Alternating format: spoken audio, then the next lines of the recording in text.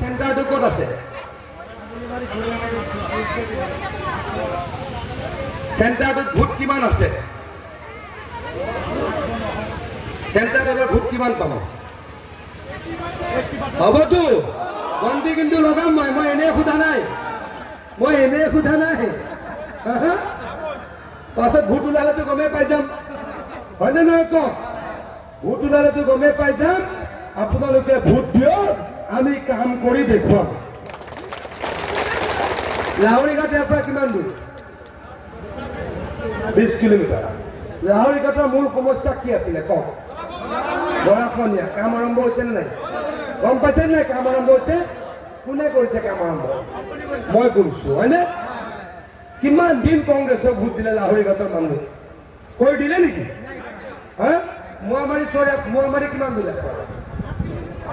7 kilometre. তাতে যে 38 কোটি টকা দি এই যে জিঅ' বেগ প্ৰটেকশ্যন কৰিছোঁ গম পায়নে? তাতে মোক ভোট দিছিল নেকি আগতে? লাহৰীঘাটত আমাক ভোট দিছিল নেকি? মই কিয় কৰোঁ এই কাম কওক? আজি এতিয়া ওপৰে পৰাই দেখিছোঁ মায়ঙৰ পৰা গোটেই মথাউৰি ৰাস্তা পকা কৰিছোঁ ক'লে শিলঘাটলৈ। কংগ্ৰেছে কৰিছিল নেকি কওক? এতিয়া আমি যে গ'লো থাৰ্ড মিটিংখন ক'ত গ'লো? আমি যে মই গছমত যে গ'লো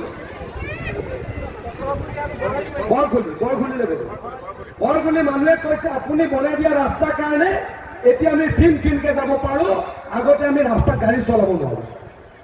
এইটো কোনে বনালে? মথাউৰিটো কোনে বনালে কওকচোন? হা? হিমন্ত বিশ্ব শৰ্মা ডাঙৰীয়াই আশীৰ্বাদ দিয়াৰ কাৰণে মই বনাব পাৰিছোঁ। কিয় বনালো কওকচোন? কিয় বনালো? মোকতো ভোট নিদিয়ে, বিজেপিকতো ভোট নিদিয়ে, সিঙৰ ৰাইজে নিদিয়ে, লাহৰীঘাটৰ ৰাইজে নিদিয়ে, ৰূপহী ৰাইজে নিদিয়ে, লাহৰীঘাটৰ ৰাইজে নিদিয়ে, চামগুৰি ৰাইজে নিদিয়ে। এই গোটেই ৰাস্তাটো লাভ কাৰ বেছি হ'ল কওক? সংখ্যালঘু মানুহৰ হয়নে? কিয় বনালো? যে মই এই অঞ্চলটোৰ এগৰাকী বাসিন্দা, হয়নে? মোৰ ঘৰ ক'ত? আহতগুৰিত, হয়নে? চিধা চিধি গ'লেতো আহতগুৰিত 40, ওপৰৰ পৰা গ'লেতো 20 কিলোমিটাৰ, হয় নে দাদা? ওপৰে গ'লে 20 কিলোমিটাৰ। গতিকে মই এই অঞ্চলৰ মানুহ, এই অঞ্চলৰ কাৰণে কাম কৰিমেই।